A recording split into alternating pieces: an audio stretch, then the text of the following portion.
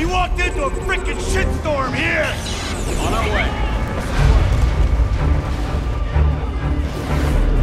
In a series of eye-popping trailers dating back to 2005, Killzone 2 has enraptured the masses with the promise of blurring the line between reality and the radical. Years have passed with a slow trickle of gameplay videos, closing in on those target renders offered up nearly a half a decade ago. It's just about time to finally enter the Killzone. Part 2 kicks off following the events of the original Killzone and the PSP's Killzone Liberation. You take the role of Sergeant Thomas Sevchenko, Sev to his compatriots, a member of the ISA, Interplanetary Strategic Alliance, taking the fight to Helgen, home of the Helghast insurgency. It's easy to tell friend from foe. The bad guys have beady little red glowing eyes filled with malice.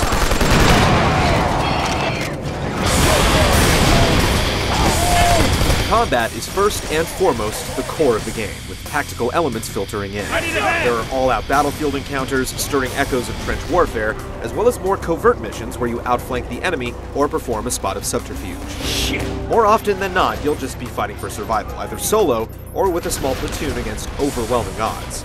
This is the Helghast's planet, and they have tons of reinforcements. But don't count your squaddies out. They'll land some kills and can perish themselves, but if you're quick, you can revive them. Good to go! A lot of modern shooter conventions make the rounds. You can only hold one primary and one secondary weapon. Health regenerates, and there are plentiful checkpoints. What's new is a cover system mapped to the duck button.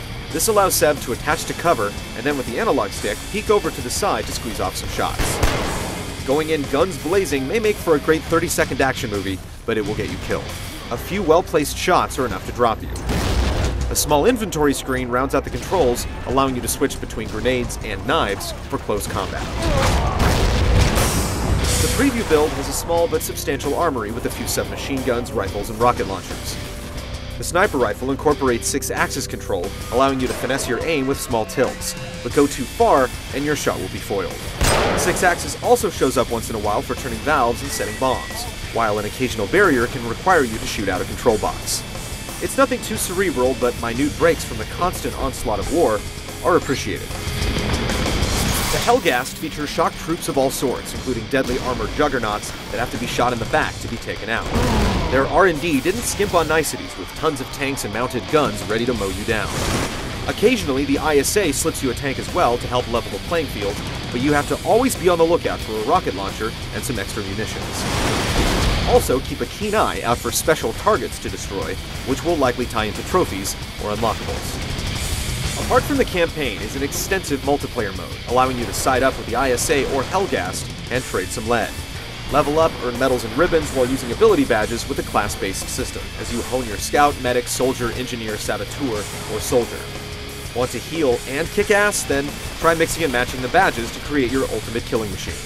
With clan support and dynamic multiplayer objectives that can change mid-round, Killzone 2's multiplayer has a lot to offer: 8 maps, 64 player bouts, and 5 main game types. Killzone 2 is finally set to try and live up to all those years of hype. What we've played so far has been a relentless pattern of duck and burst as we scan each dirty, dilapidated environment for burning red eyes. The multiplayer looks to have all the bells and whistles, minus a co-op feature, but we haven't spent any significant time with it. Find out if hours spent in the Killzone are a good use of your time in our full review in the coming weeks.